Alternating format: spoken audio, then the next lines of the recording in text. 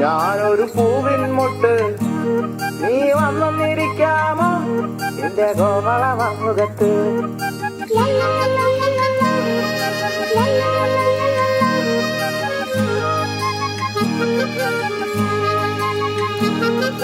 വട്ടം പറന്നു വയ്യേ വന്നിട്ട് എന്നു തരാമോ, സുഗന്ധം കൊണ്ട് ഞാൻ നിനക്ക് സുഖം പകർന്നിടാം.